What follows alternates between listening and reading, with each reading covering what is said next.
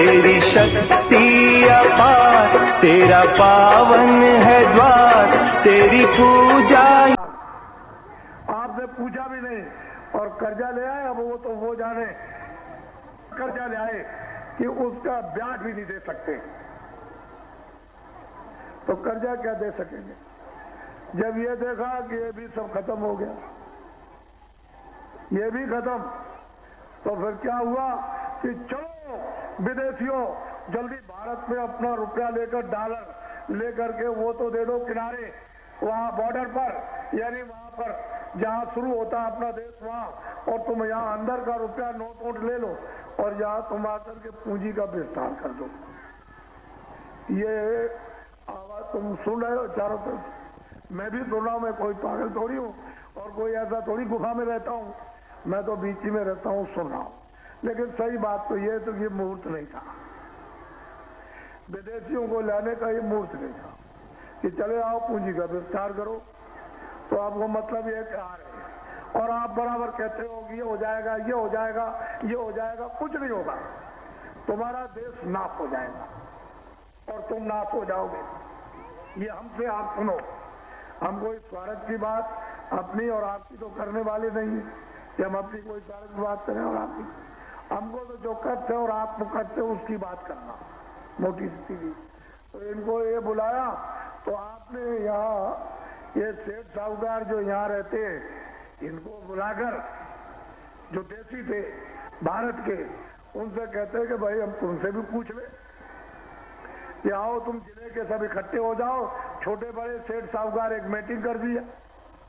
अगर हम तुमको सुविधा दे दें सब तरह की, यानी इनकम टैक्स भी छोड़ दें और सेल टैक्स भी छोड़ दें, तुम कि तुम 1 करोड़ ले आए कि 10 करोड़ ले आए, तुम ले आओ कहीं से बटोर के और कारखाना छोटा बड़ा लगा दो। मोटी सी बात, छोटा बड़ा कारखाना। अभी हमारे पास समय है, छोटा बड़ा कारखाना लगा दीजिए। एक तो 10 महीने में छोटा और 14 महीने में बड़ा। जब कारखाना लग जाए तो इनको ये कहिए कि देखो मैं तुमको सब सुविधा देता हूं, अब तुम पर कोई इनकम टैक्स नहीं लगेगा और न कोई सेल टैक्स लगेगा। तुम ये कारखाने लगा करके तैयार करके, और जितने भी ये बच्चे पढ़ रहे हैं भूम जोतकों के और औरों के स्कूलों में, इनको नौकरी और काम दे दो। बात मोटा काम, मोटा सा। तो आपने तो किसी ने इस पर आज तक नहीं सोचा। जब ये बताया गया कि भाई जिले में 80 मतलब एक कारखानों 100 में कारखानों में 80 बंद हो गए, तो सारे देश के अंदर में 80% कारखाने छोटे बड़े बंद हो गए, तो वही घर बैठ गए जो नौकरी करते थे मजदूरी। तो इनके बच्चों को बच्चा किधर काम मिलेगा। तो ये बच्चे चिल्लाते हैं कि डिग्री मिल गई, ये मिल गई, ये मिल गई, और कोई नौकरी, कोई ऐसा काम, कोई दुआ, कोई आशीर्वाद दे दीजिए जल्दी में, नहीं तो मैं तो मरा।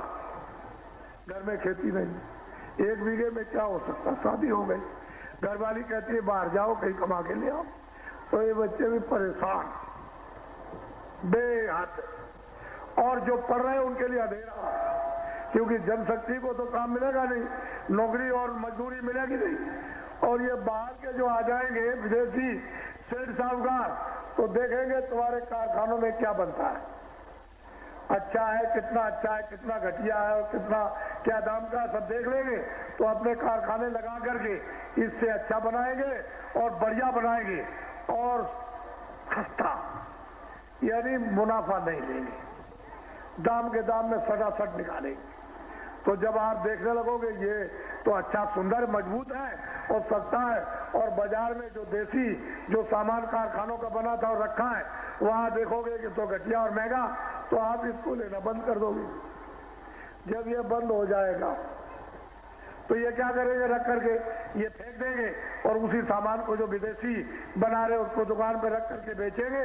और जब देख लेंगे कि सामान सब चला गया और कारखाने आपके देसी छोटे बड़े बंद हो गए, तो भाई 1 साल 2 साल के अंदर बस पूरा कमा करके झाड़ लेंगे। आप क्या देर लगेगी उनको महंगा करने में।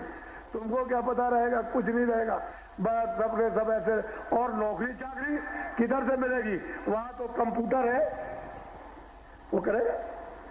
ये सुन रहे पढ़े लिखे बैठे, क्या करना पढ़ने लिख कर? जो आपको बताया जा रहा एक भी बात आप नहीं सुन रहे हो और बस उसको निकाल देते हो। ये आफत सब पर बरसने वाली है। ये विदेशी सेठ साहूकार कारखाना लगाने नहीं आ रहे हैं। ये विदेशी उन सेठ साहूकारों को यदि अपनी तरफ से भेज रहे हैं कि तुम भारत में जाकर चारों तरफ अपना अड्डा जमा लो, तो ये सरकारों की तरफ से चारों तरफ अड्डा जमा लेंगे, चारों तरफ जमा लेंगे। और तुम्हारे ऐसों को विदेशी क्या समझे? भारत के आदमी बहुत लालची, इतना लोभी और लालची है, वो फौरन अपने पैसे से बड़े बड़े पोस्ट वालों को फौरन खरीद लेंगे, तो ये आपका सारा देश फिर से गुलाम हो जाएगा, रहेगा यहाँ पे। इसलिए है भूमजोत को, अब तुम सबड़ी संख्या में हो तो हमारी बात को याद, हमको न तो दिल्ली जाना और ना हमको लखनऊ जाना, हम तो आपके बीच में रहेंगे। जैसे अभी बीच में धक्के खाते हैं वैसे बीच में जब भी धक्के खाएंगे। हम अगर तुमसे कहें कि हमको दिल्ली और हमको लखनऊ, तो 1000 जूता इस सिर पर मारना। लेकिन तुम अपनी बात तो सुन लो कम से कम कि तुम भूमजोत को हो। अरे तुम पर ये मुसीबत आई हुई है, तो बाबा जी ने जब ये सब अच्छी तरह से अध्ययन कर लिया और मतलब सोच लिया समझ लिया, तो खजाने का कोई नुकसान नहीं, पैसे का नहीं, किसी बैंक का कोई नुकसान नहीं, ना खजाने को लेना न देना। मान लो आपने 20,000 आपने लोन लिया है, कर्जा लिया है और आपने 40,000 दे दिया, 20,000 और बाकी है, तो वो जो बाकी है वो क्या है? ब्याज। कर्जा में तुमने जितना हाथ में लिया उसमें से अगर 500 रह जाए, 100 रह जाए, 10 रुपए, तो खजाने में वो वापस कर देना, उसको आप मत रखना। लेकिन उसके ऊपर जितना भी कर्जे पर ब्याज लगा हुआ, वो सारा का सारा ब्याज इन भूमजोतकों का हिंदुस्तान में एक तरफ से ट्रैक्टर से लेकर और जितने भी 10 रुपए तक का आपने लिया, उस भूमजोतक का सारा ब्याज माफ कर दिया जाएगा। इसलिए एक आवाज आई है तुम्हारे सामने, मेरी बात असली पकड़े रहना। मैं जब कहूं दिल्ली के लिए और लखनऊ के लिए, तब तुम खोजना, इसके पहले कुछ सोचने की जरूरत नहीं, जो बताया जाए उसी को कर दो। उसमें क्या है? ये सब बिखर गए, वो मुसलमान, वो ये छोटे और वो अमीर, वो गरीब, और ये मतलब बंदूकधारी और गैर बंदूकधारी, 1 एकड़ का, 10 एकड़ का, 50 एकड़ का। अरे ये क्या कर दिया? नाश कर दिया अपने देश का। लोग भी चला गया, परलोक भी, न लोक का कुछ सुख और न परलोक की आत्मा का कल्याण।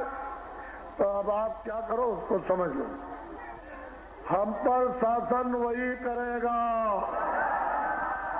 एक आवाज में बोलो, हम पर शासन वही करेगा। ऐसे नहीं तुमको लखनऊ और दिल्ली में आवाज नहीं सुनानी है, तुमको अपने कष्टों की, अपनी बेदरा की आवाज उस भगवान के पास पहुंचाओ। हम पर शासन वही करेगा जो ब्याज हमारा माफ करेगा, जो ब्याज हमारा माफ करेगा, वोट हमारा उसी पर गिरेगा। ए बच्चों बच्चियों, कोई चीटी की भी बुराई नहीं। अरे भाई तुम उठ जाओ, तुम कर दो, तुम उठ जाओ, तुम कर दो। प्रधान में शक्ति हो, प्रधान कर दे, सरपंच में शक्ति, सरपंच, ब्लॉक प्रमुख में, डिस्ट्रिक्ट बोर्ड के चेयरमैन में वो कर दे, कोई एमएलए कर दे, एमपी कर दे, कोई मिनिस्टर, अगर कोई भी एक काम कर दे तो मैं तो उसको जस दिलवा दूं।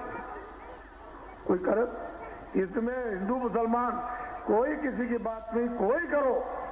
आप ये नहीं कह सकते चीटी की बुराई, चीटी की भी बुराई।